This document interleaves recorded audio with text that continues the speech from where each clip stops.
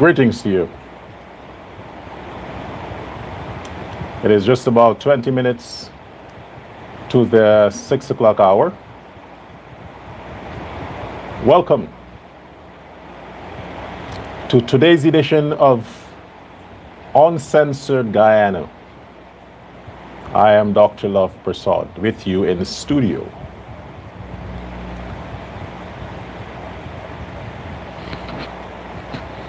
Okay. How have you been? Well, as for me,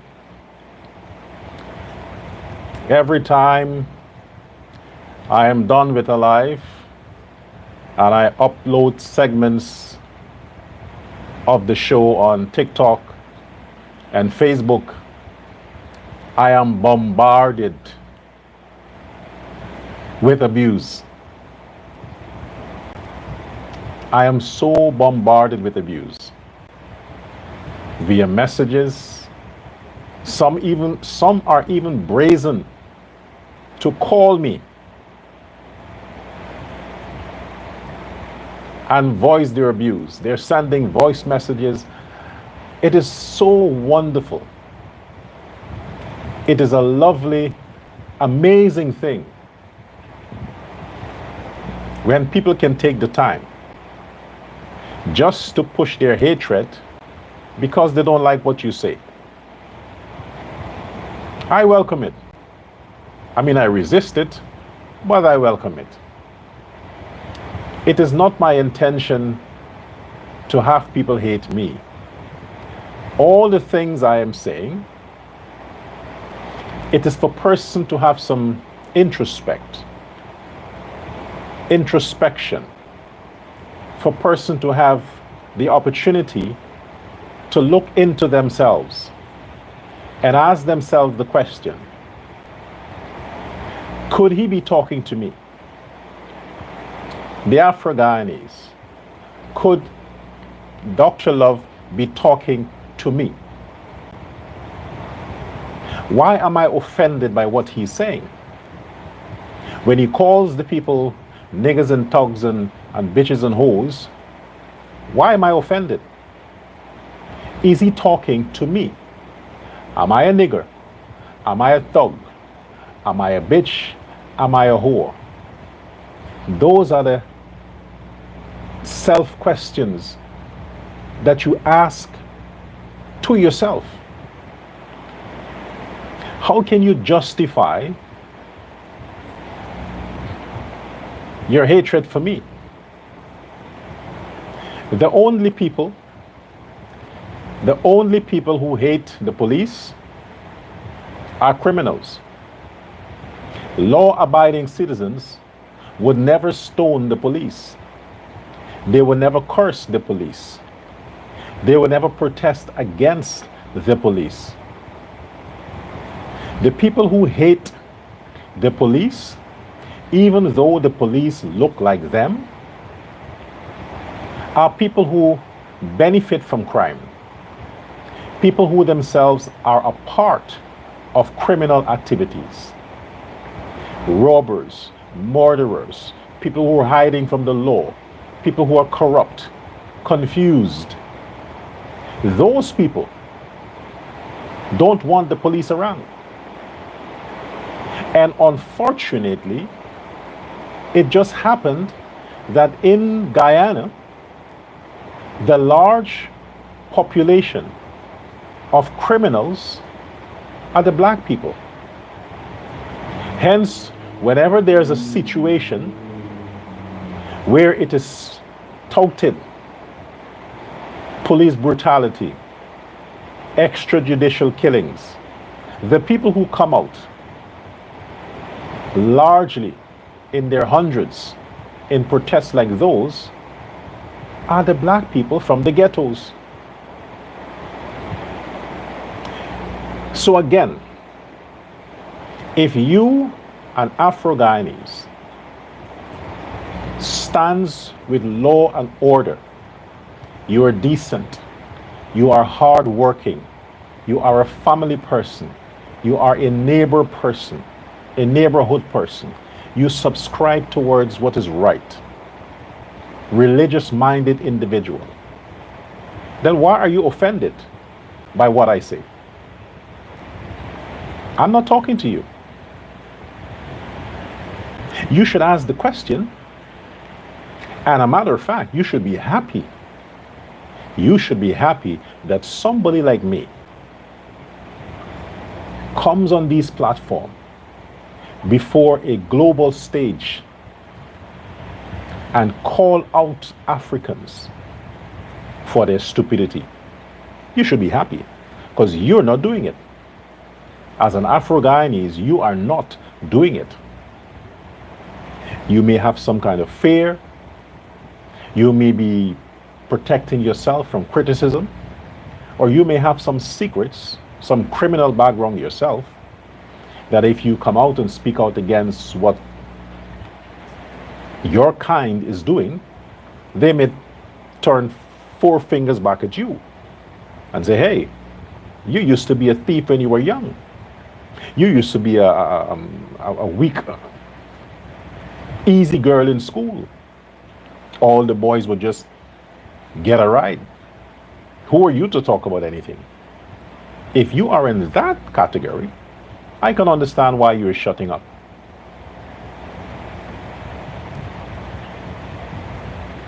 I can understand. So therefore, you cannot justify your criticisms for me. You can't. You don't even know why you criticize.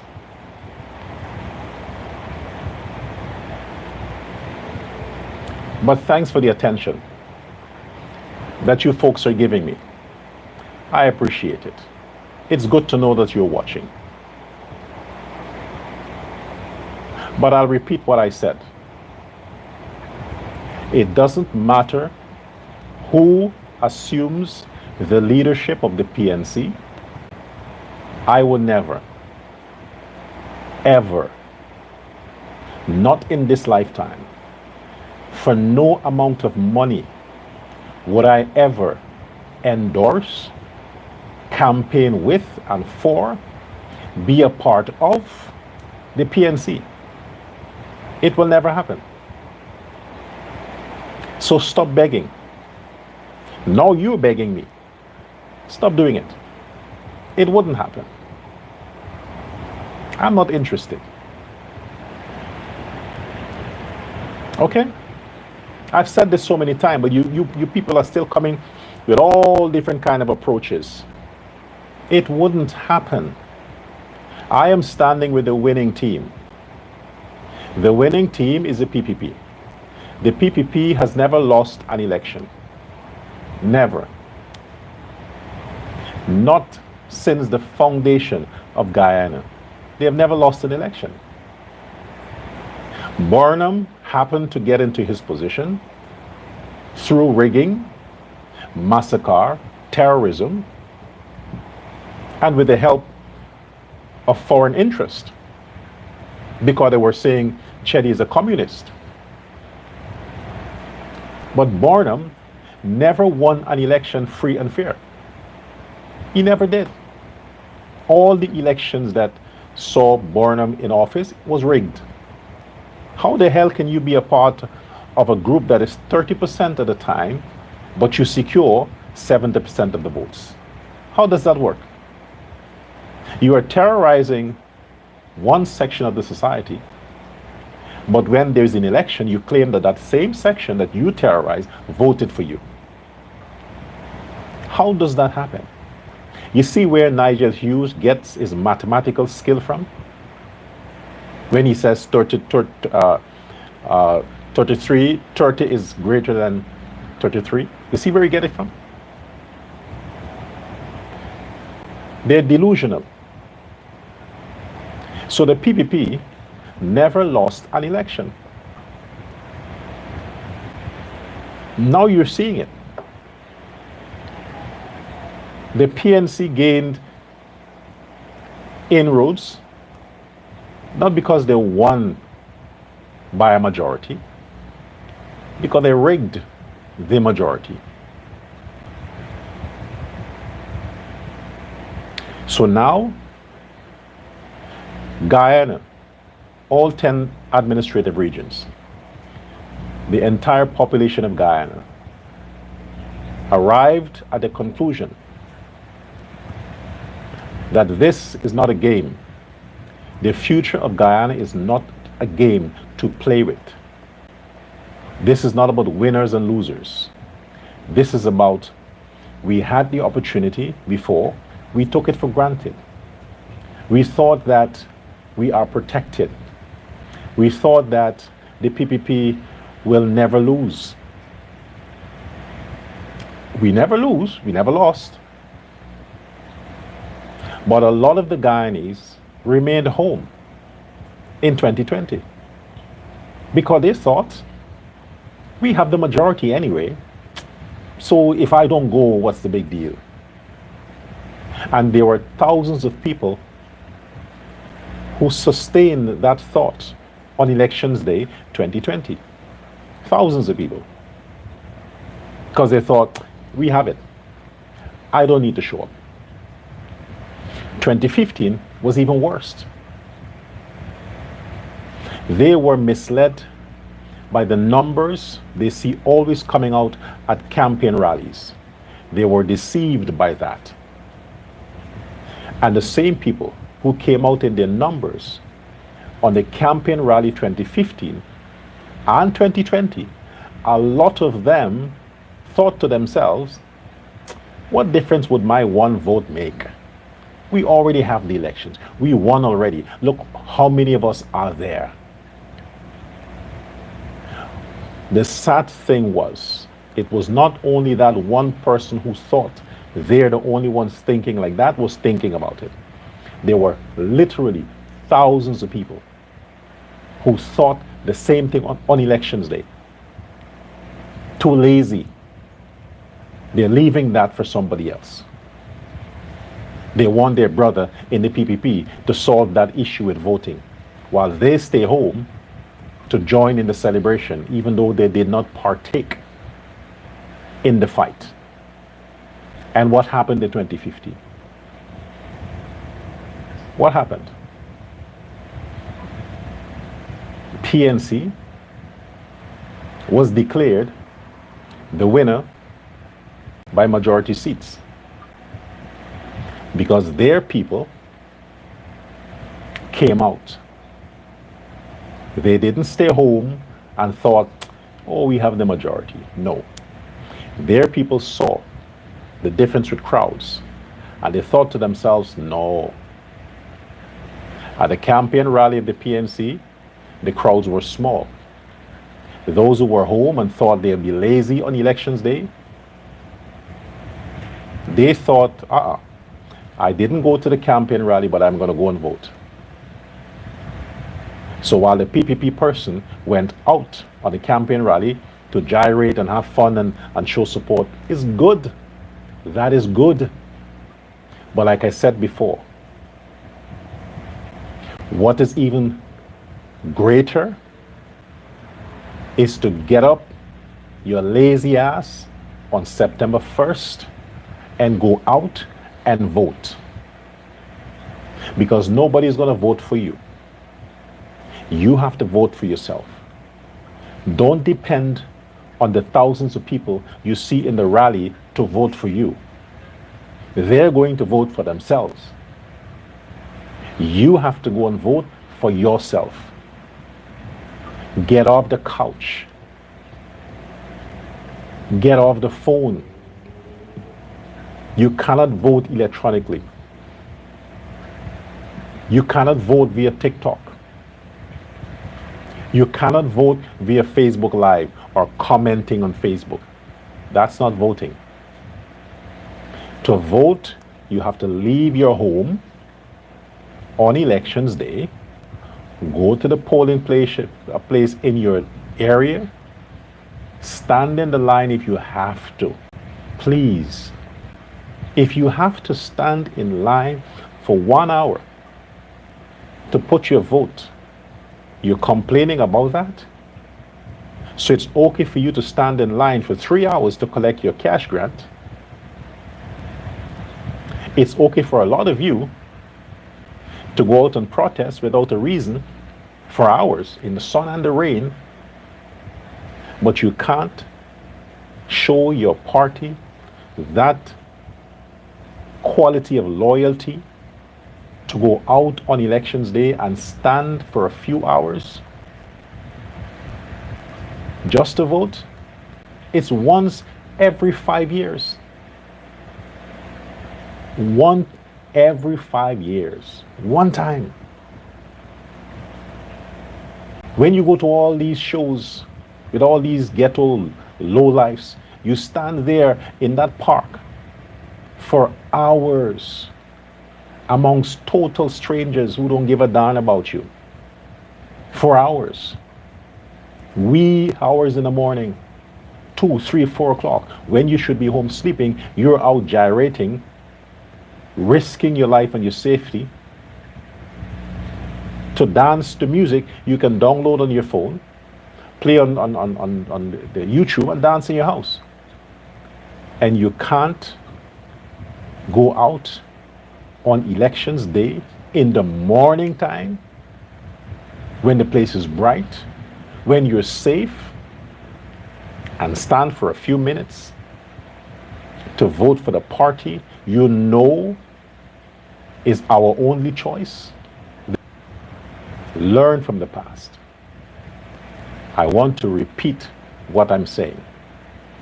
2015, PPP supporters stayed home because they were lazy, too lazy to go out and stand in line. They're saying, we have a lot of people going out there. My one vote don't matter.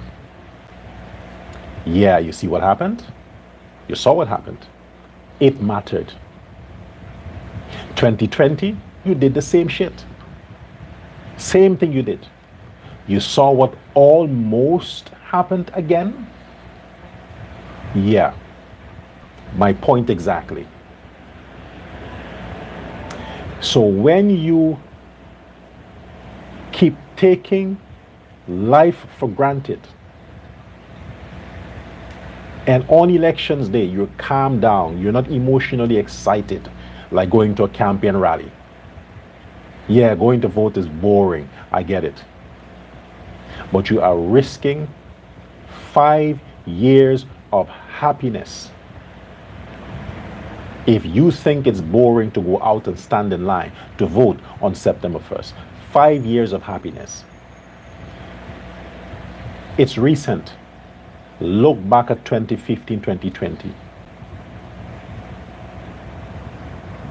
How many people lost jobs? 30-something thousand lost jobs because the PNC thought those people were not Guyanese. The PNC thought those people were not Guyanese. So while the PNC fired over 30,000 people, they hired twice the amount. But who? Who did they hire? And who were fired? A lot of you watching right now, you were amongst the 30-something thousand that were put out of a job with no compensation. Now you have a job. Now you have a job. Do you want the same thing to happen again from October? Do you want all those grants that the PNC had stopped in 2015? You want them to stop it again? Because they need the money. The PNC people, Aubrey Norton, they have a lot of debts to pay. They have a lot of people that they owe, that they've made promises to. So they need all the money they can find. And if you stay home on elections day, if you stay home because you're lazy and you're selfish, and you cost the PPP votes because you stayed home, and the PNC gets in government, You will be directly impacted. You who didn't cast your votes will be on the bread line. You'll be standing in the line for welfare. And you know that PNC are not a party that gives welfare. They don't give anything. They would cut all the spending, as they claim. Oh, their boy Mohammed said that. He's repeating their talking point.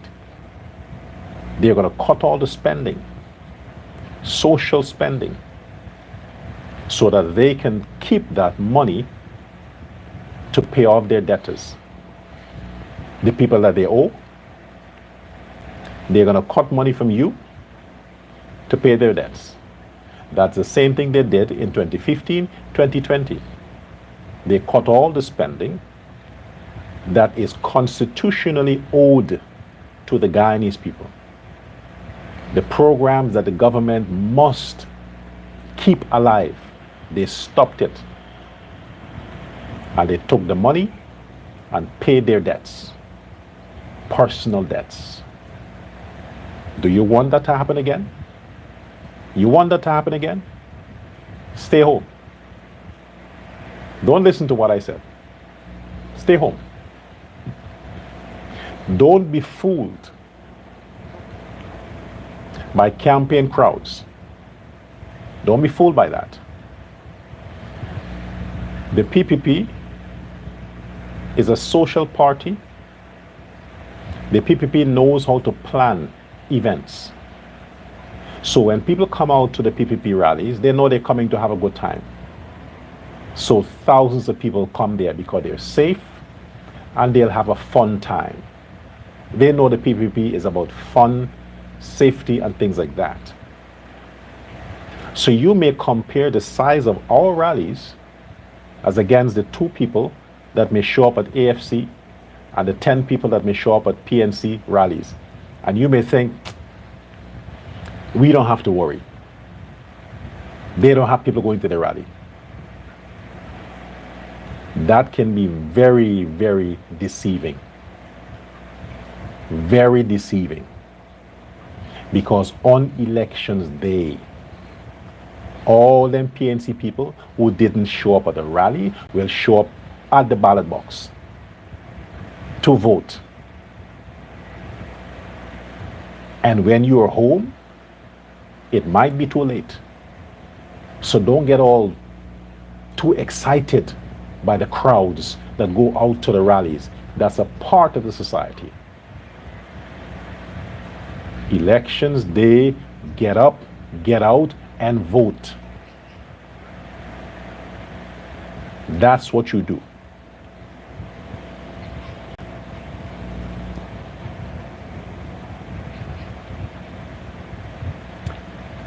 I have some breaking news.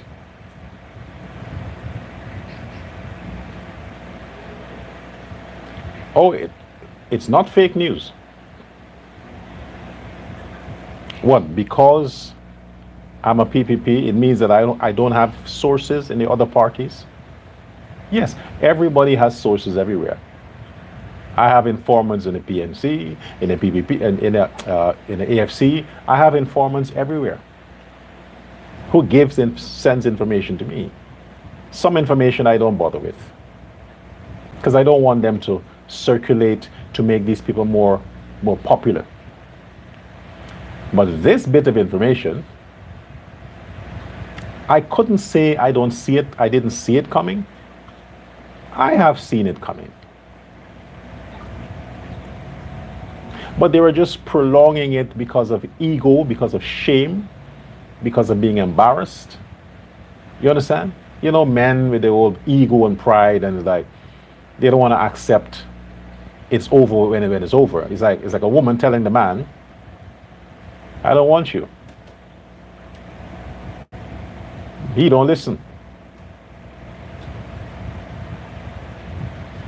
To him, she's just upset. He's gonna change his ways. Ah, she's on a period. Maybe she's pregnant. It doesn't bother him when she says that. But then eventually she don't pick up his calls. She avoids him sexually. She refuses his gifts. She never makes time anymore, but he still don't get it. You don't think that it's over. She's telling him, hey, quit while you're ahead. Ego, no, she can never leave me. I'm this, I'm that. All the warning signs he got. Still don't get it. Until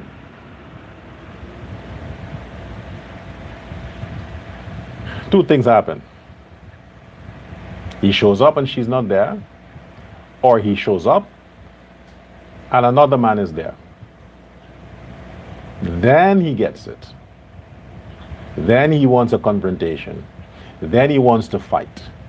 Then he wants to cry foul. But for a long time, she's giving you the signals. You didn't listen, you didn't pay attention.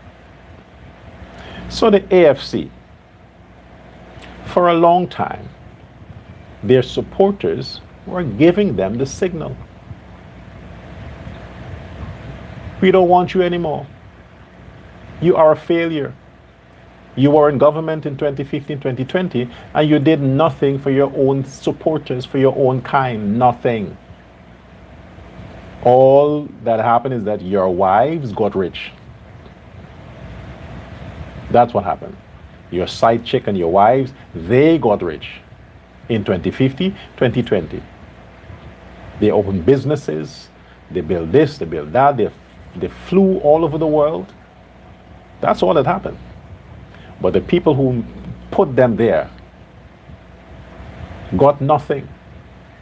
As a matter of fact, the people who put them there were also recipients of the grants from the Ramatar government, from the PPP government.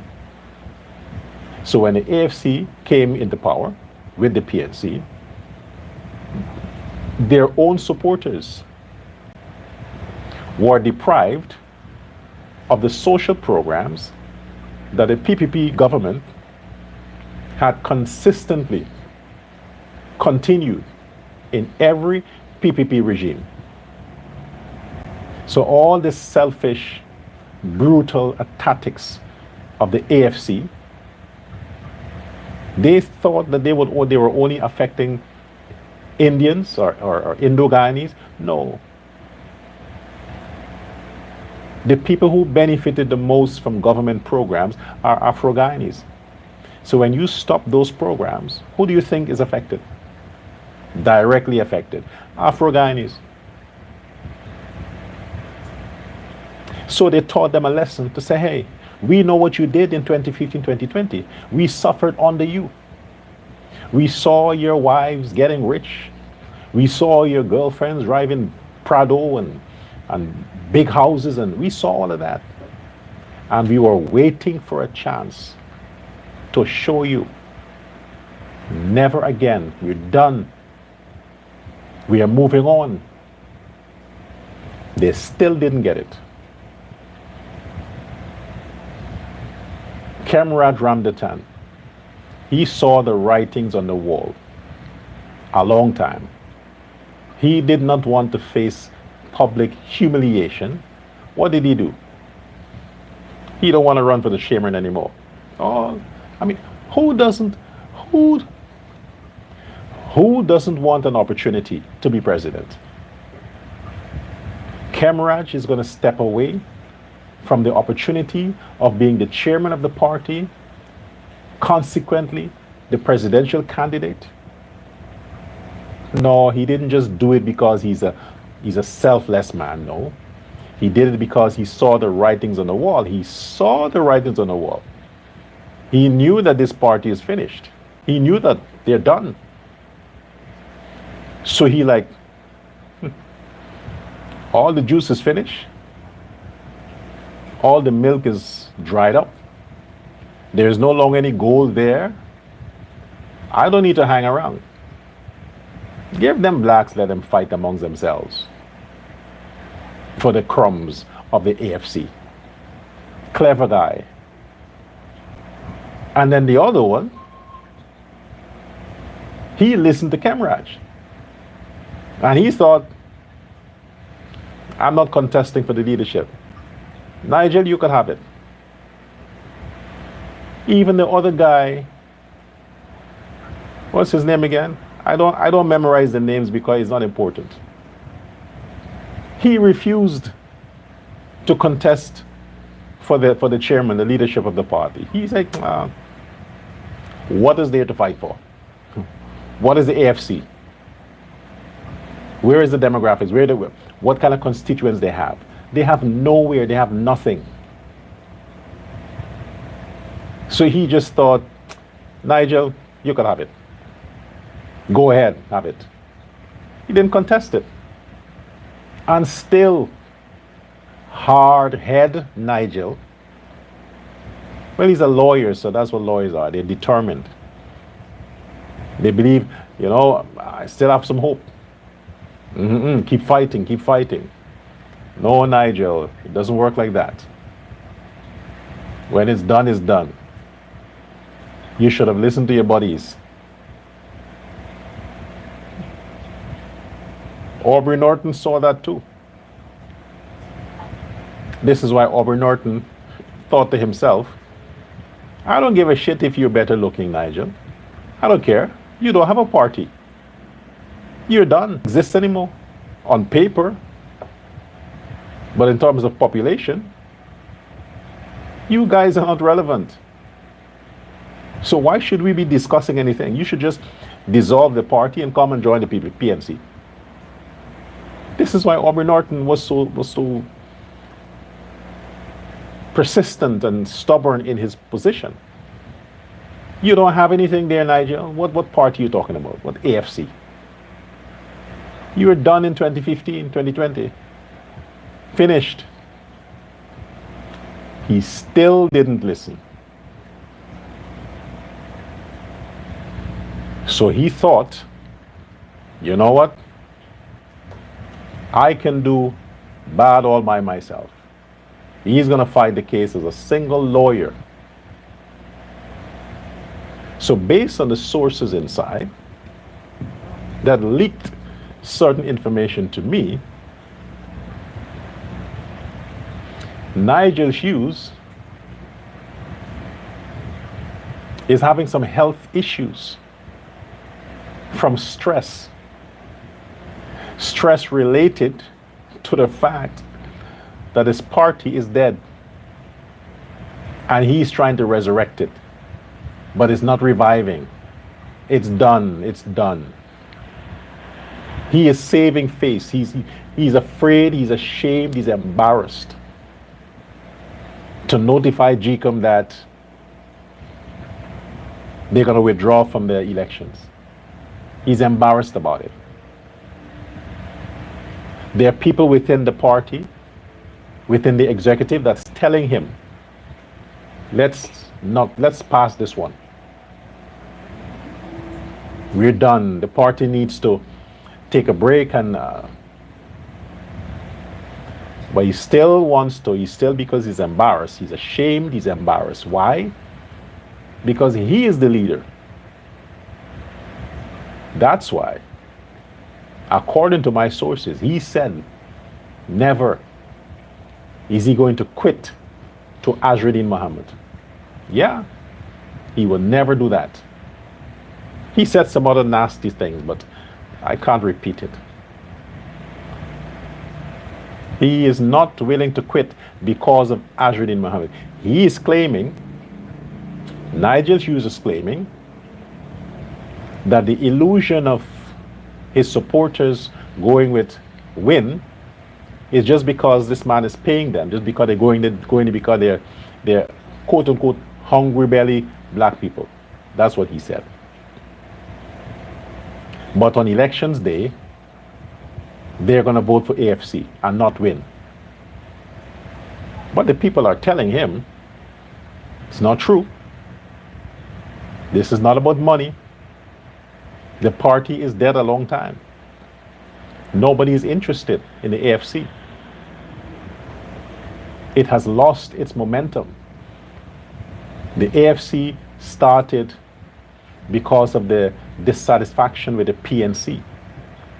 It started to be a third force to keep the PNC in line. But after what the PNC coalition did to them during the government of 2015-2020, most of the AFC members said, nah, makes no sense. We can't be a part of this anymore.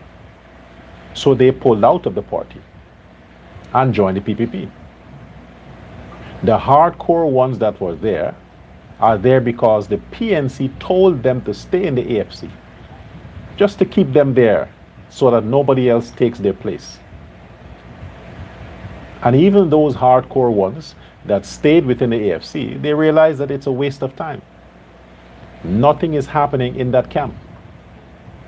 It's not going anywhere. So they are pressing the chairman, Nigel Hughes, the leader, to quit. They're pressuring him to quit. And before September, what you might very well see is that a few of the important ones in the AFC, they're going to step out and step over to the PPP.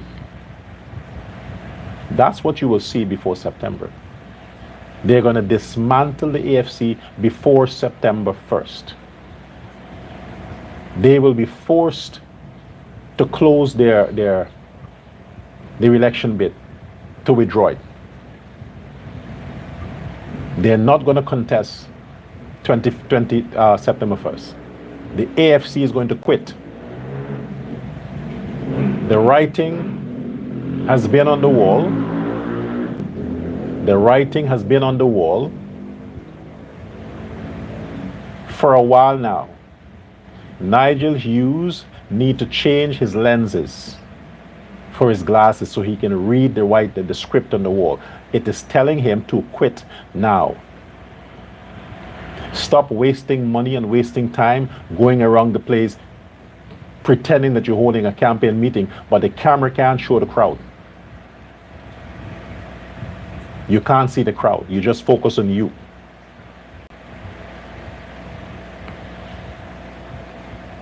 Because it's so scattered. So scattered. The people who are stepping out to hear these people are people who are living right there. Their homes are right there. They just have to step out of the yard and stand on the street.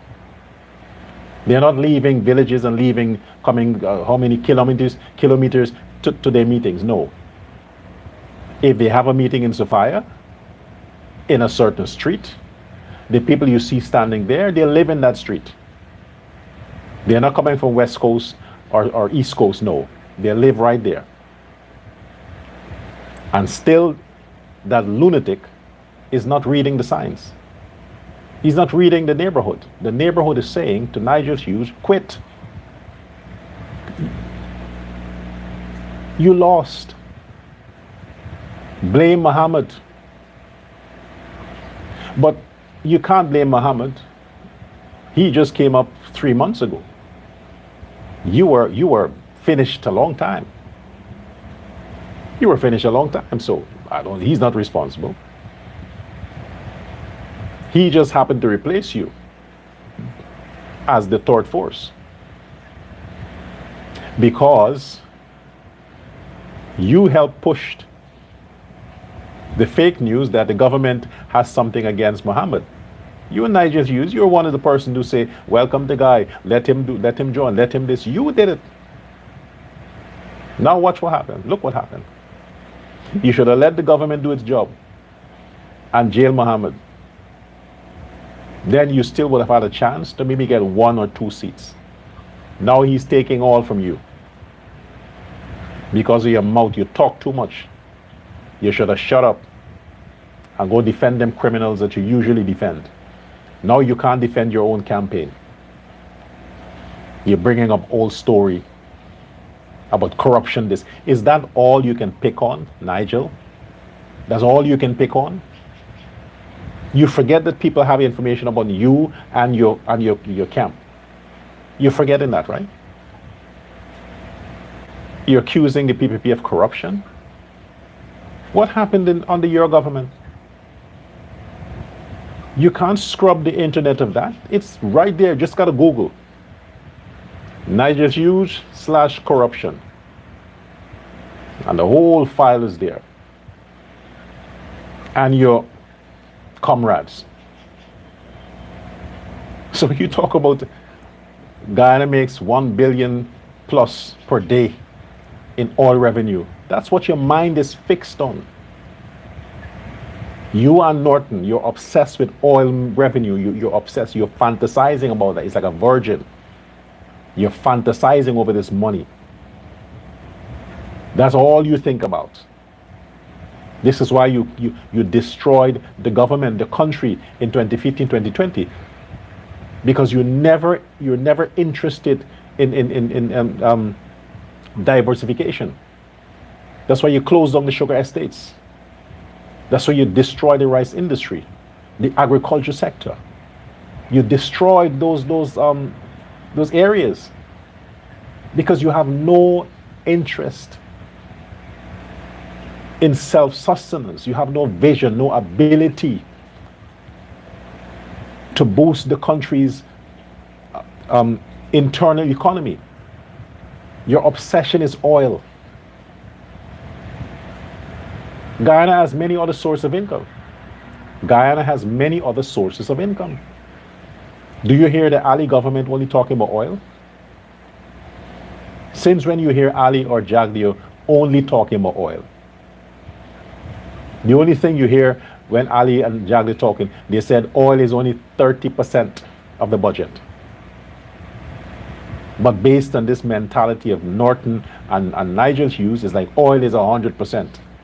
Nothing else matters, just oil. You sound like the Europeans. And you want people to trust you to manage $1 billion a day. Imagine that. You'll quit legal practice. You will fire all the judges, let the criminals roam loose. Because you don't care now. You're managing $1 billion a day. There's a lot of money, right? Yeah. But anyway, a little by little, I don't want to give everything on Nigel on one show. But he's on the way out. The AFC and Nigel Hughes, they're on the way out. Forget about the list and all that kind of stuff. All they have to do is notify GECOM. GECOM, listen, we're no longer contesting. Just forget about printing ballot boxes. They're on their way out. Might be soon, might be next week, might be the other week. You might hear from them that they quit. So it would only be the PNC and the PPP. Just for the record, when Nigel Hughes or AFC is out, they're out contesting as a party, but they're PNC. They're still PNC. Don't get it twisted. Out mean they're off the list, but they're voting PNC. They're in the PNC camp. They're members of the PNC. So are all the other 6. Every one of them. And since we have had the fortune of having this unsubstantiated claim, which I believe it. I think it's more. I don't think it's 100 million. I think it's more. That Norton accepted $100 million from Azzuddin Mohammed. I believe it. That is the only reason, why Aubrey Norton does not have anything bad to say about Azzuddin Mohammed. The only way. You see, we had it the other way around. We thought that Norton, was sponsoring Azzuddin. But it's Azzuddin that's sponsoring him. The boy is sponsoring the man. The player is paying the pimp. Imagine that. I thought that Norton was pimping Azruddin. I mean, it makes sense, doesn't it? This is why Norton isn't bothered. He has never seen $100 million in his life. The Indian boy, remember, he's racist. Norton is racist. He hates Indian people. Hates. But he's accepting sponsorship from an Indo-Guyanese that's rivaling him on the campaign trail. That is why he can't say anything. This is why Azruddin is dominating PNC stronghold areas. Because Norton was paid to shut up. And this money was given before Azruddin came in the picture as a politician. Before. This is not after Wynne decided to start a party. No. Before. So Norton was already tied up. Tied up. So when Wynne said, okay, good. The people that I needed to control, I'm controlling them now because so I'm free to go and do my thing. This is why Norton and people of the PNC can't challenge Azruddin Mohammed. They can't say anything. They can't criticize him. They can't oppose him. They can't do anything because he has already paid all of them. They're his stooge. And there I had it wrong. They are his stooge. The little boy slapping around these Negroes. You see what money can do? Well, it's a lot of money. For Aubrey Norton, 100 million is a lot of money. There's almost, how much is that? 500,000 American dollars? Is it?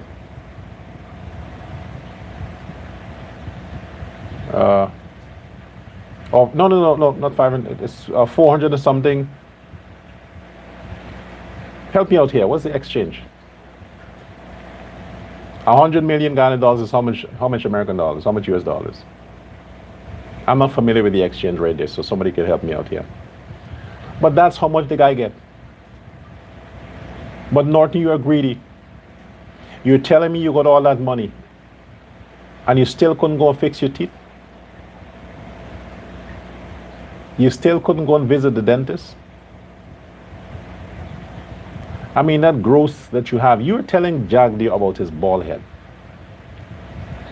Jagdeo has a nice, smooth, bald head. You have a growth on yours. You couldn't go and get a surgery done? A head surgery, a scalp surgery, and let them beautify that stuff for you? With 100 million?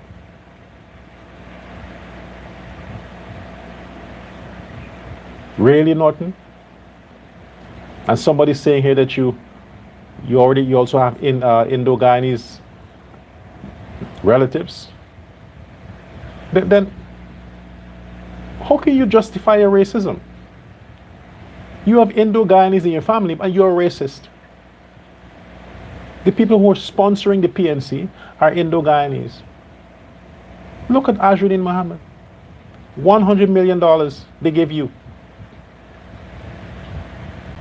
How many? This is why they quit. Don't worry. I came prepared.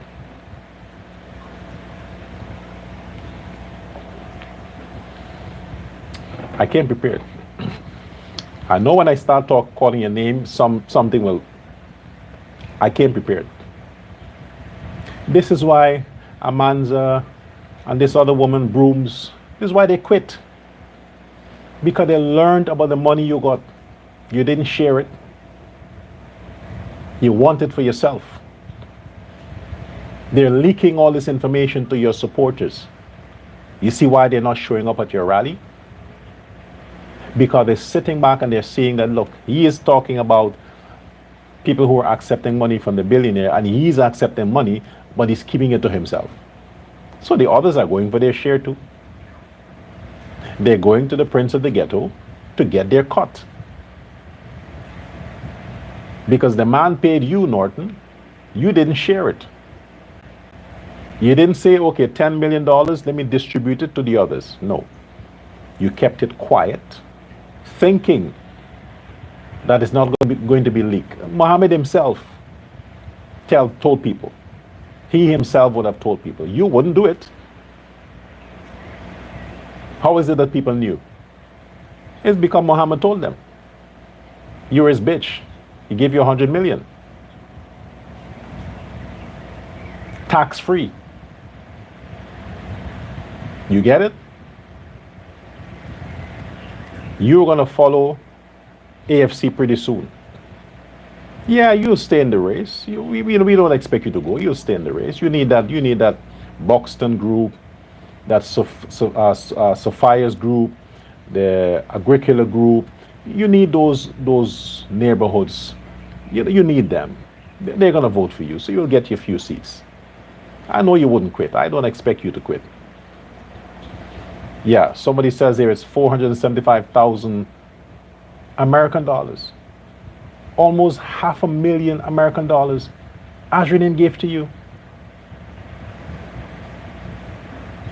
Imagine that.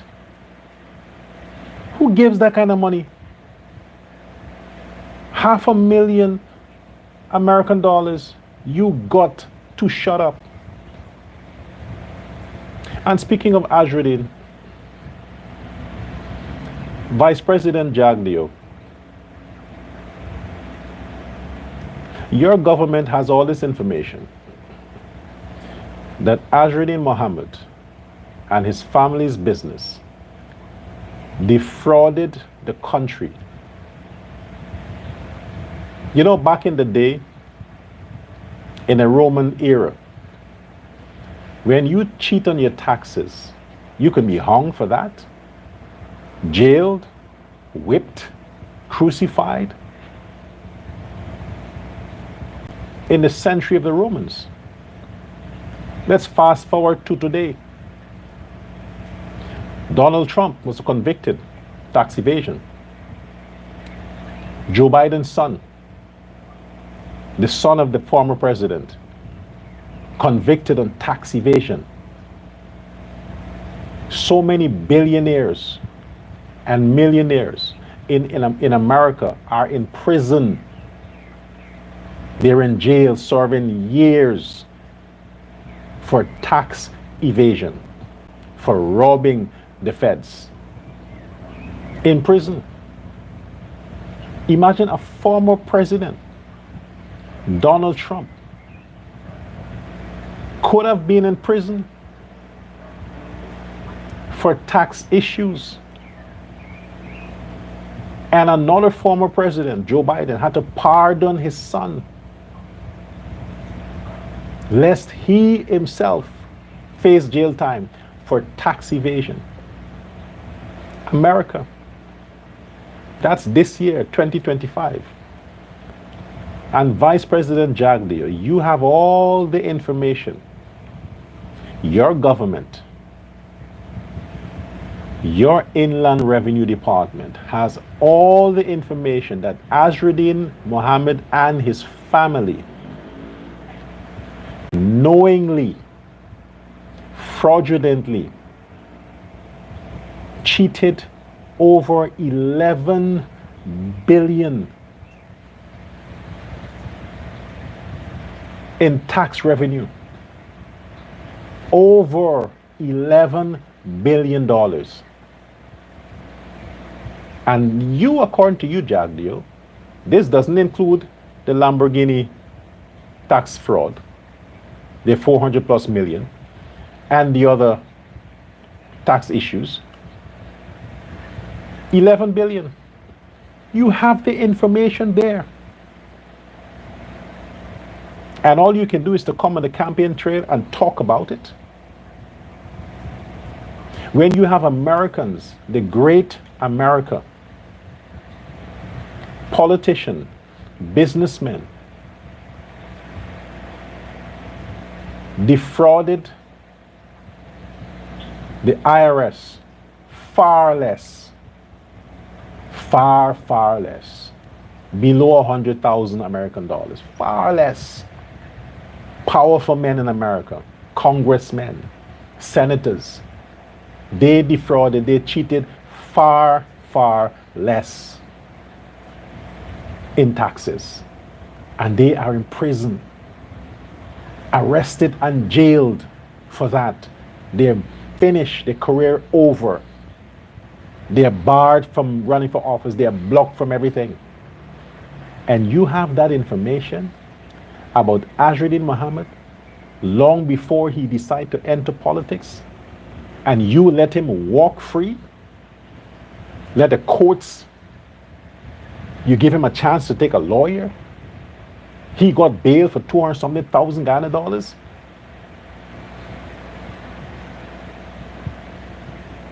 Vice President Jagdeo, you should not have mentioned that stuff. You don't talk about that thing.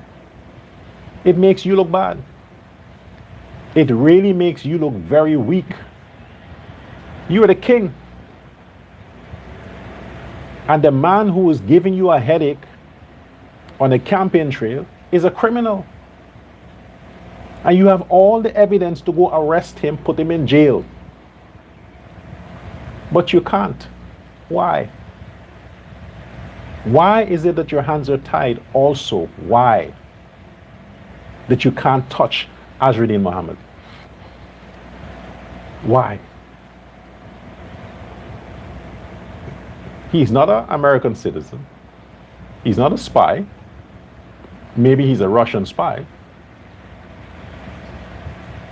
He committed these crimes in Guyana. He is sanctioned by America because he's not an American citizen. If he was an American citizen living in Guyana, the Americans would have gotten his ass a long time. He would have been in jail in America a long time. They would have extradited his ass back to America. But they can't do that because he is not an American citizen, and they're leaving it for you, the Guyana government, to deal with him. But they did what they will do in those situations. They sanctioned him. They blocked him. That's their punishment. They did their part.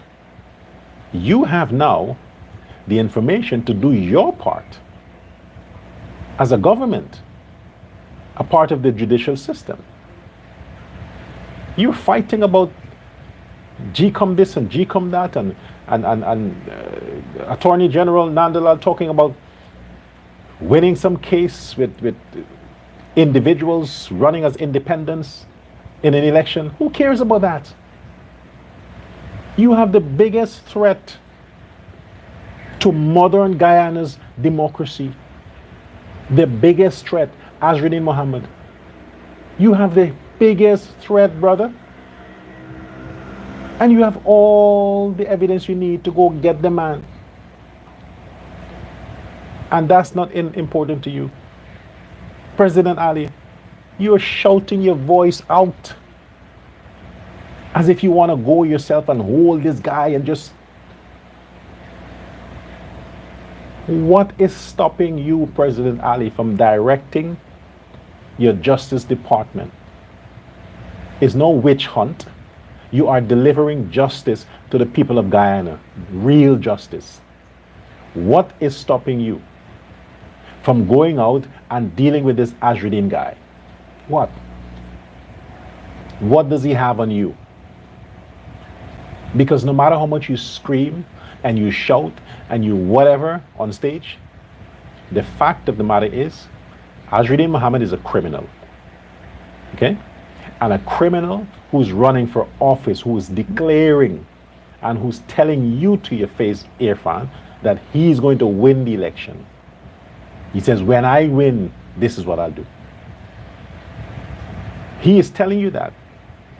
He is telling the Guyanese people he don't want a salary as president. Imagine that. He is so confident that he's going to win that he's telling them he don't want a salary. Yes, Vice President, you're right, because he's already stole 11 billion. Exactly my point. He stole 11 billion. The active word there is stole. Isn't stealing a crime? You said it with your mouth, Vice President, that the man stole 11 billion. Then go arrest him. Go and arrest him. That's what you do with criminals, right? With thieves. And he has committed an enormous crime. He stole from the treasury. That is worse than being caught with drugs. That is worse than being caught with drugs. And still, the man is free to go any part of the country, to hold campaign rally anywhere in the country. You can also investigate this $100 million he gave to Norton. You can investigate that. They have to get a paper trail. They have to have a trail. There must be some evidence there to support that this man received this money. And if he received this money, for what? And did Norton pay taxes on that money? Plus, Norton is not supposed to accept money from a sanctioned man. So that by itself should disqualify Aubrey Norton from his political ambition. All this evidence you have, pursue it. Hold these people responsible. Talking about it is not impressive. The country already know the crimes of Azrin Mohammed. They know that. You repeating it and then saying there isn't much the government can do. Nonsense. You forget that you were also pursued by Soko. You forget that they had Irfan Ali in handcuffs in the holding cell. I think at Breakdown. Which station was it? PNC did that to you and Irfan and most of the PPP people. They didn't say that there isn't things that the PNC can do. No, they went after and they did what they had to do. Now you're saying there's certain things the government. You are afraid, but of what? I would like to know, what is it you are afraid of? What does Azrin has on you, Jandio? That you can come out and say all of these things. Sanction is one. But your government knows about his illegal activities, the fraud, the 11 plus billion. He defrauded the taxpayers. You have the evidence, sir. Pursue it.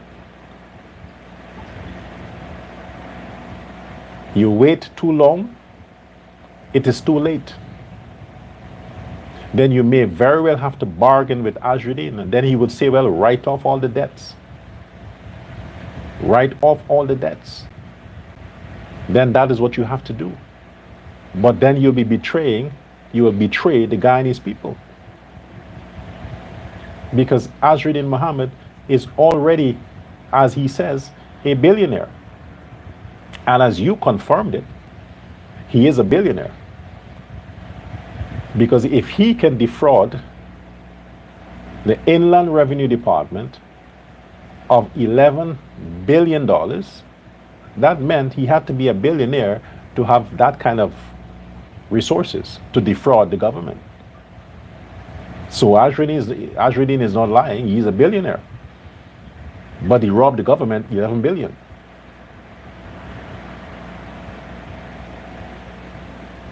Why the double standards? And the average man with a sweetie stand that may forget to file his taxes might get caught up in the process and may have a backdated tax bill for 5,000. The police go and kick his door down and arrest him for 5,000. And you have a man with 11 billion tax evasion. And he's not just enjoying life, he's running for president. He's running for president. That's how slack and Banana Republic-ish you're making it seem like Guyana is. You are supposed to be the strict government. You want the people to be faithful and believing in your ability to deliver justice to all the people. But you can't deliver justice to the Guyanese against Azriddin Mohammed? What kind of crap is that? Go arrest the man. GECOM also is a weak link. These are the things why people are losing trust in these institutions. All those information GECOM has. Fraud. Sanctions. He's before the courts. He was charged the other day. He's on bail. He's out on bail. And GECOM still accepted his credentials as a candidate for the upcoming elections. They still approved of him. Did he get to them too? Did he offer money to the chairman of GECOM and all the officers? This don't happen in other countries. It don't happen in other countries.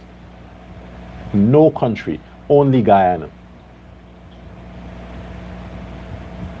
And you are supposed to be an advanced country. But you're not. Your laws are shitty. You need to fire all those people in those organizations and maybe hire foreign firms. Because it seems like all your Guyanese people are corrupt. It seems so. They cannot deliver justice. That's how it seems. But Azriddin Mohammed should never have been so close to say he's contesting an election. Never. With all those laws he broke, all his criminal activities. Never. Shame on you. Now this Simona Brooms woman. I notice like you like to hang with children. Don't get me wrong. Don't go getting lawyer now to think I'm calling you some. I'm looking at the people that are in your so-called party. Was it Liberty and gosh, all those names, man. Your PNC offshoot party. Let's call it that. Simona Brooms. You were a minister under the PNC. 2015, 2020. A minister. And somehow you got smart and think that because you were a minister, you can go and start your own party. Which former minister in the PPP since its founding had some axe to grind with somebody else and decided to step out and start their own party? What, Kamraj? Kamraj Ramjatan? He was a parliamentarian, right? He went into All Boys Town and he had some cook up, and he realized that he no longer want to eat dal and curry. He got fucked because of cook up rice. So you, Simona Brooms, you go to Sophia. Are you talking about stigma? About that's a criminal neighborhood? You blaming the Ali government for that? How did they get to that? I mean, who said that? Oh, and speaking of Brooms, here's another black guy, Robinson Ben, that failure of a minister of Home Affairs. He is now saying that toxic men are the reason why society is criminalized. Toxic men. How do men become toxic? Simona Brooms, why don't you tell your other black brother, Ben, how men become toxic? Why don't you tell him? Tell him. They're not born that way, right? No, they're not. All the toxic men in Sophia that are criminalizing the neighborhood, terrorizing the neighborhood, guns and gangs and violence, all those toxic black men in Sophia that Ben is talking about. Simona Brooms, why don't you tell Ben how these men became like that? Tell him, educate him. He doesn't seem to know. Because he is talking about black men. He is saying the reason why black men in Guyana are criminals is because they're toxic. But how do they become like that? Who made them toxic? Well, they drank something and they became toxic. Well, they eat junk food every day. Their wives aren't cooking. That's what get them toxic. No. They were raised by toxic mothers who themselves were raised by toxic mothers who themselves were PNC people. All of those areas, Sophia, Buxton, Melanie, all of those ghetto neighborhoods, villages, are pro-PNC villages. And those villages, most of the older males had subscribed to the massacres, to the evil of Forbes Barnum. They raised children in that environment. And their children grew up with the same curse. And they made children that we have today. Those children from those toxic people from the PNC are the ones who are terrorizing the country today. That's how we have Sophia, one of the black neighborhoods that Simona Brooms and Ben and the others are labeling as toxic, stigmatized, criminal. They weren't born that way. They were nurtured that way. So when there are leaders like Aubrey Norton, Nigel Hughes, Thompson, and there are leaders like Burke and Smelly and all these people, when they're on their platform and they're calling for violence and riots and protest and robbery and burnings and lootings and killing and targeting and racism and attacking the Indians and the Chinese, who do you think their messages are tailored for? Those same toxic black men in those neighborhoods. They sit dormant until they get the call from their leaders. They're like sleeping operatives. When they hear that ting ting ting ting ting, they're activated. They go out, they rob, they steal, they kill, they murder, they rape.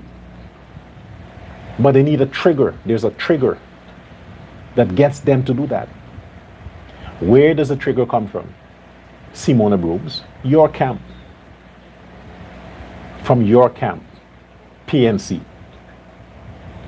So now you're playing all, you have empathy, your sympathy with these neighborhoods. Oh, they're marginalized. The government is not looking at these black neighborhoods. You and your theatrics.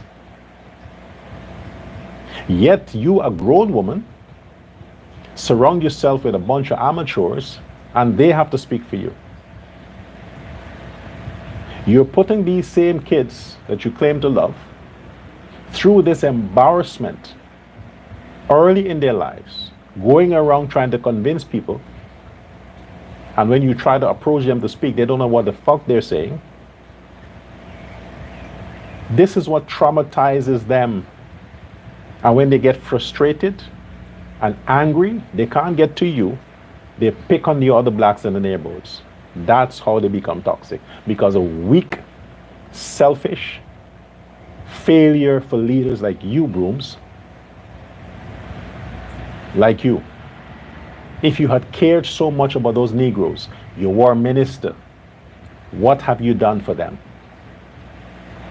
What have you done 2015, 2020? What's on your track record? Why don't you talk about that? Talk about what you did as minister. You don't talk about it because you did nothing. Nothing. You are so sensitive because you know people don't have actual evidence, as in paper. If somebody says something about your track record, you run to sue them. You run to sue them. So you talk about it yourself. You volunteer the information. Tell us, what have you done as a minister to help those same toxic, stigmatized neighborhoods that you're running now to get their votes? What did you do for them? We know what Ali has done.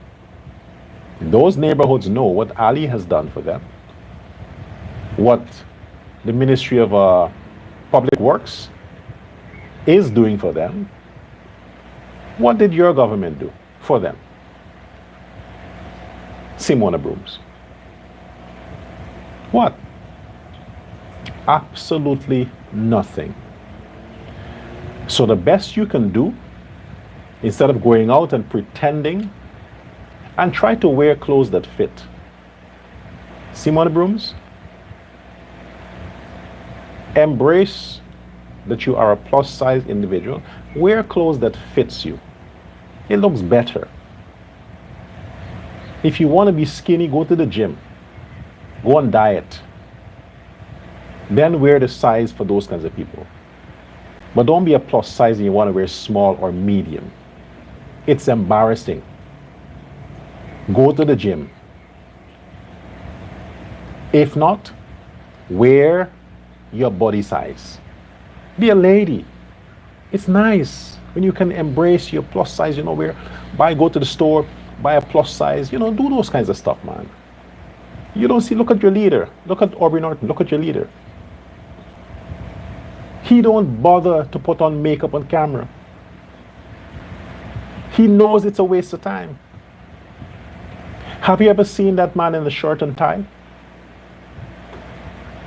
Aubrey Norton has embraced his default. He's a terrible looking person.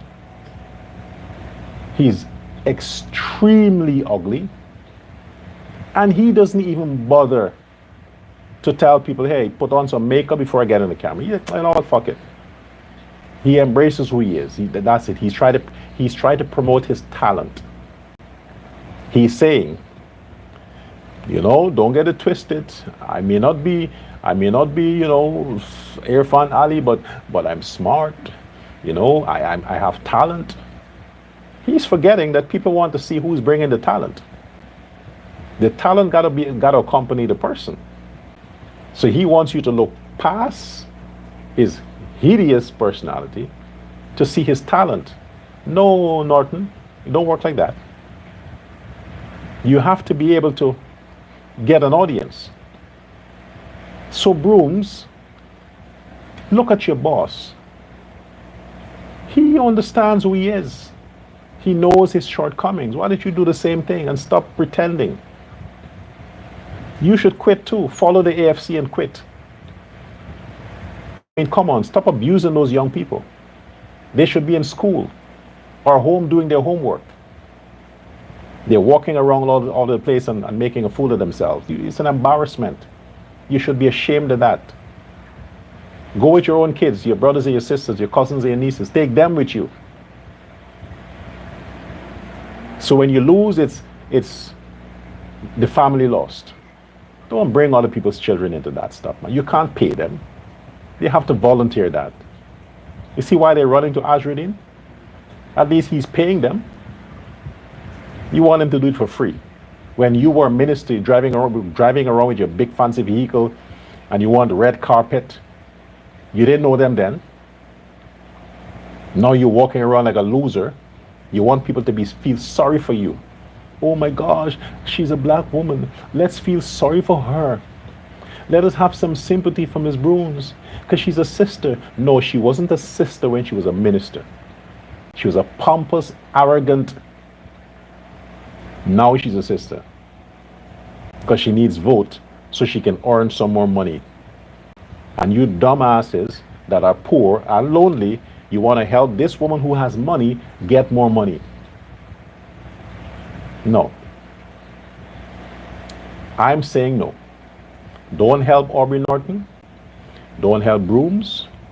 Don't help Muhammad. They all have money. You heard that Aubrey Norton just got 100 million from Muhammad. Muhammad has billions.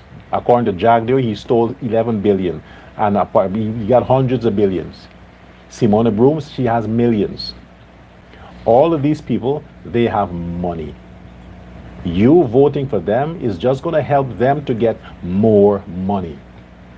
What do you have? What do you have? You have Irfan Ali. So you have to be selfish and only think about yourself. If you are selfish and think only about yourself, you're going to vote for Ali. Vote for the PPP. But if you want to play Mr. and Mrs. Nice Guy and Gal and vote and help Brooms and Norton, you're stupid. Help yourself. Help yourself. And vote for the PPP. Voting for the PPP is helping yourself to get rich. That is what you do.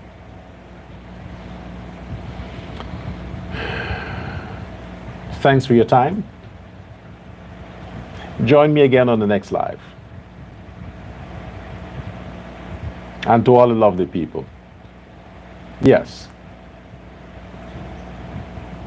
do comment on the video. Comment.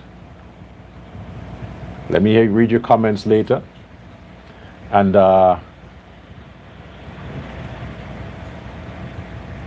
we'll continue this on the next show. For now, have a good evening. Goodbye now.